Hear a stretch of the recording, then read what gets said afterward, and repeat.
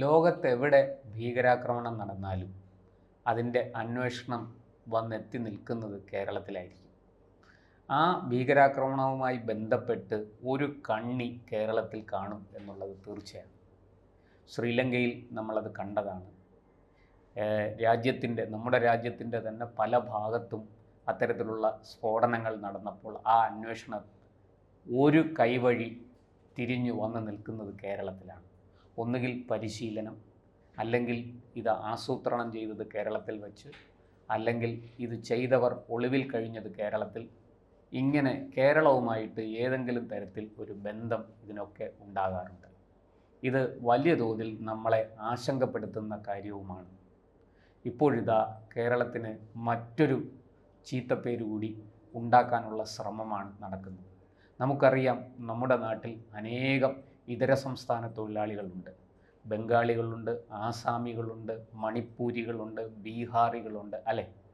സാധാരണ മറ്റ് സംസ്ഥാനങ്ങളിൽ നിന്ന് ഇവിടെ കേരളത്തിലെ കേന്ദ്ര സർക്കാർ സ്ഥാപനങ്ങളിൽ ജോലി സ്ഥലം മാറി വരുന്ന ആൾക്കാരുണ്ട്. പഞ്ചാബികൾ മുതൽ കാശ്മീരികൾ മുതൽ ഇങ്ങ് കന്യാകുമാരി വരെയുള്ള എല്ലാ വിഭാഗങ്ങളും എല്ലാ സംസ്ഥാനങ്ങളിലും ജോലി ചെയ്യുന്നുണ്ട്. ഇതങ്ങനെയല്ല. മൈഗ്രൻ്റ് ലേബേഴ്സ് എന്ന് പറയുന്ന ഈ അടിസ്ഥാന വർഗ തൊഴിലാളികൾ, അതായത് മെക്കാട് പണി പോലെയുള്ള കായികാധ്വാനമുള്ള ജോലികൾ ചെയ്യുന്ന വളരെ സാധാരണക്കാരായ തൊഴിലാളികൾ, അതേറിയ കൂറും ബംഗാളിൽ നിന്നാണ്. അവർ ഇവിടെ വരാൻ തുടങ്ങിയിട്ട് ഏതാണ്ട് 2 പതിറ്റാണ്ടായിരിക്കുന്നു. 2004, 2005 അവരിവിടെ വളരെ കൂടുതലായി അവരുടെ എണ്ണം. അതിനു മുമ്പും അവരിവിടെ കുറേശ്ശെ വന്നു തുടങ്ങി. പക്ഷേ 2004, 2005 ആയപ്പോൾ അവരുടെ എണ്ണം ക്രമാതീതമായി. ഇപ്പോൾ 2 പതിറ്റാണ്ടിലധികമായി അവർ ഇവിടെ ഉണ്ട്. നമുക്കറിയാം, ബംഗ്ലാദേശിൽ നിന്ന് നുഴഞ്ഞു കയറി ബംഗാളിലെത്തിയിട്ട് അവിടുന്ന് ഇങ്ങോട്ടേക്ക് വരുന്ന വ്യാജ തിരിച്ചറിയൽ രേഖകളൊക്കെ സ്വന്തമാക്കി കേരളത്തിൽ വന്ന് സുഖമായിട്ട് ജോലി ചെയ്ത് പോകുന്ന ആൾക്കാർ ഒട്ടനവധിയുണ്ട്. ഇതൊക്കെ ഇന്ത്യ ഗവൺമെൻറ്റിനും അറിയാം, കേരള സർക്കാരിനും അറിയാം, നമ്മുടെ പോലീസിനും അറിയാം. ഇപ്പോഴിത് ഏറ്റവും ഒടുവിൽ നമ്മളെ ഞെട്ടിപ്പിക്കുന്ന ഒരു വാർത്ത വന്നിരിക്കുന്നു. അത് മണിപ്പൂർ കലാപത്തിൽ വലിയ കുഴപ്പങ്ങളുണ്ടാക്കിയ ഒരു ക്രിമിനൽ കേരളത്തിൽ വന്ന് ഒളിച്ചു താമസിക്കുകയാണ്. 4 ദിവസം ആയി അയാൾ കേരളത്തിൽ കഴിയുകയാണ്. അയാൾ കണ്ണൂരിലെ തലശ്ശേരിയിലൊരു ഹോട്ടലിൽ ജീവനക്കാരനായിട്ടാണ് വന്നത്. ഹൗസ് കീപ്പിംഗ് ജോലിക്കാണ് അയാൾ വന്നത്.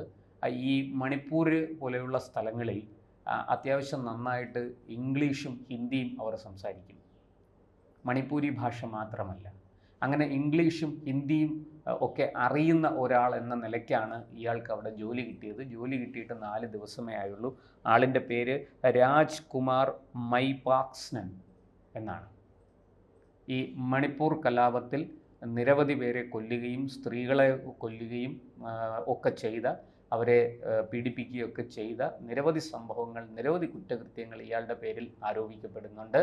മണിപ്പൂർ പോലീസും NIA വളരെ രഹസ്യമായിട്ട് ഇവിടെ എത്തി കേരള പോലീസിനെ പോലും അറിയിക്കാതെ ഇയാളെ തുടർച്ചയായിട്ട് നിരീക്ഷിച്ച് പിടികൂടുകയായിരുന്നു. ഇയാളെ തിരിച്ചറിയാൻ സാധിച്ചത് ഇയാളുടെ കഴുത്തിൻ്റെ പുറകിൽ ഒരു പച്ച കുത്തിയ അടയാളമുണ്ട്. ഈ അടയാളം വെച്ചിട്ടാണ് ഇയാളെ തിരിച്ചറിഞ്ഞത്. കൂടുതൽ ചോദ്യം ചെയ്ത് കാര്യങ്ങളെല്ലാം മനസ്സിലായപ്പോൾ അയാൾ അവസാനം താൻ ആരാണെന്ന് NIA തുറന്ന് സമ്മതിക്കുകയായിരുന്നു.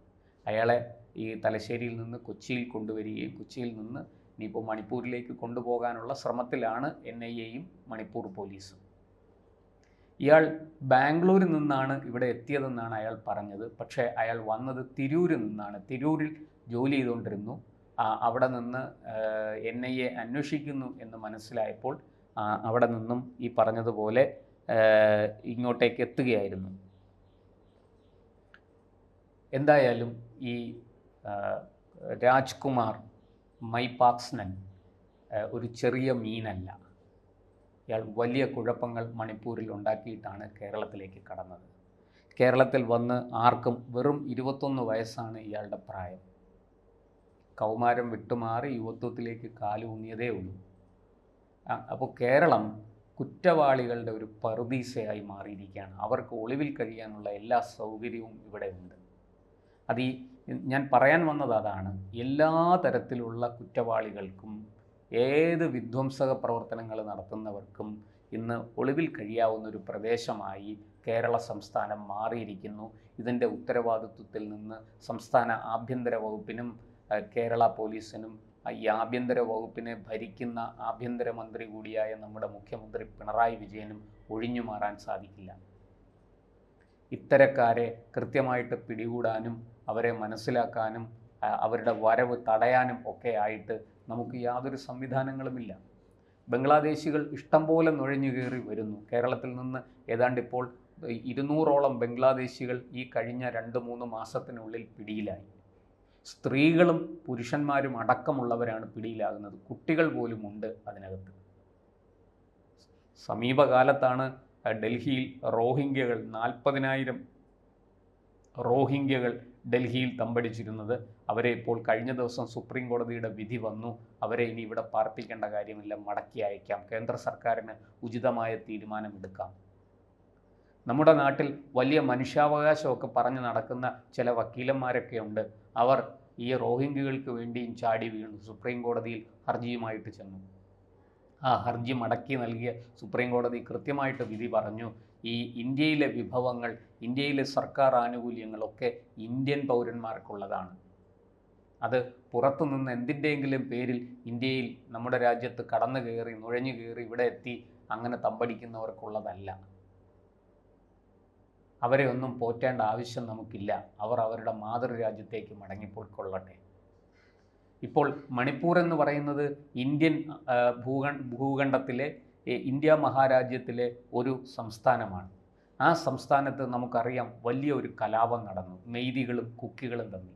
ഇപ്പോൾ പിടിയിലായ രാജ്കുമാർ മെയ്തി വിഭാഗത്തിൽപ്പെട്ടയാളാണ്. ഈ ഇരുഭാഗത്തും കലാപം കൊടുമ്പിരിക്കൊണ്ടപ്പോൾ നിരവധി നാശനഷ്ടങ്ങളുണ്ടായി, അനേകം ജീവനുകൾ നഷ്ടപ്പെട്ടു. മനുഷ്യർ മരിക്കുക മാത്രമല്ല ചെയ്തത്, സ്ഥാവരജംഗമ വസ്തുക്കളൊക്കെ നശിപ്പിക്കുകയും ചെയ്തു. നിരവധി വീടുകൾക്ക് തീയിട്ടു, വാഹനങ്ങൾ നശിപ്പിച്ചു. ഇതൊരു വംശീയ ലഹളയാണ്, കലാപമാണ് അവിടെ നടന്നത്. ഗോത്രവർഗ്ഗങ്ങൾ തമ്മിലുള്ള മെയ്തി, കുക്കി എന്ന് പറയുന്ന 2 ഗോത്ര വിഭാഗങ്ങൾ തമ്മിലുള്ള ലഹളയാണ് അവിടെ നടന്നത്. പക്ഷേ ആ ലഹളയെ വളരെ സമർത്ഥമായിട്ട് ഒരു മതവിഭാഗത്തിന് നേരെ നടക്കുന്ന, ഒരു ന്യൂനപക്ഷ വിഭാഗത്തിന് നേരെ നടക്കുന്ന ഏകപക്ഷീയമായ ആക്രമണമായിട്ട്, വംശഹത്യയായിട്ട് ഒക്കെ ചിത്രീകരിക്കാൻ വലിയ ശ്രമം നമ്മുടെ നാട്ടിൽ നടന്നു, പ്രത്യേകിച്ചും കേരളത്തിൽ. പക്ഷേ ജനങ്ങൾക്ക് ഏറെക്കുറെയൊക്കെ സത്യം മനസ്സിലായി. ഇപ്പോഴിതാ ഈ വലിയ തോതിൽ നിലവിളിച്ച, അയ്യോ മണിപ്പൂരികളെ കൊല്ലുന്നേ എന്ന് പറഞ്ഞ് നിലവിളിച്ച ഈ കേരളത്തിൽ തന്നെ ഈ മണിപ്പൂരിൽ കുഴപ്പമുണ്ടാക്കിയ, കൊലപാതകങ്ങൾ നടത്തിയ ഒരാളിനെ വന്ന് ഒളിച്ചു താമസിക്കാൻ സാധിച്ചു എന്ന വൈരുദ്ധ്യവും നമ്മൾ കാണാതിരുന്നുകൂടാ. ഇതൊക്കെ എന്തുകൊണ്ട് സംഭവിക്കുന്നു എന്ന ചോദ്യം വളരെ പ്രസക്തമാണ്. നമ്മുടെ ആഭ്യന്തര വകുപ്പിൻ്റെ, പോലീസിൻ്റെ ഒക്കെ കഴിവുകേടായിട്ടാണ് ഇതൊക്കെ ചൂണ്ടിക്കാണിക്കപ്പെടുക. എന്തായാലും രാജ്കുമാർ മൈപാക്സ്നൻ പിടിയിലായി. അത് ഒരു വലിയ നേട്ടമാണ്. കാരണം ഈ ഇത്തരം ക്രിമിനൽ സ്വഭാവമുള്ള ആൾക്കാർ നമ്മുടെ നാട്ടിൽ എന്തൊക്കെ ചെയ്തു കൂട്ടും എന്ന് നമുക്കറിഞ്ഞുകൂടാ. നമുക്കറിയാം, ഇപ്പോൾ നിരവധി പേരാണ് ഇതര സംസ്ഥാന തൊഴിലാളികളുടെ ക്രൂരതയ്ക്ക് ഇരയാകുന്നത്. പണത്തിന് വേണ്ടി, സ്വർണത്തിന് വേണ്ടി ഒക്കെ നമ്മുടെ പലരെയും, നമ്മുടെ മലയാളികളായ പലരും ഇവരുടെ കൊലക്കത്തിക്ക് ഇരയായിട്ടുണ്ട് എന്നുള്ള സത്യം നമ്മൾ മറന്നുകൂടാ.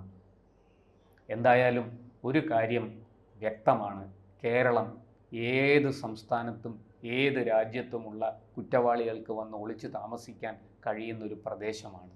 അങ്ങനെയായി മാറിക്കഴിഞ്ഞിരിക്കുന്നു. ഇതിന് മാറ്റമുണ്ടാകണം. നമ്മുടെ പോലീസ് ഉണരണം.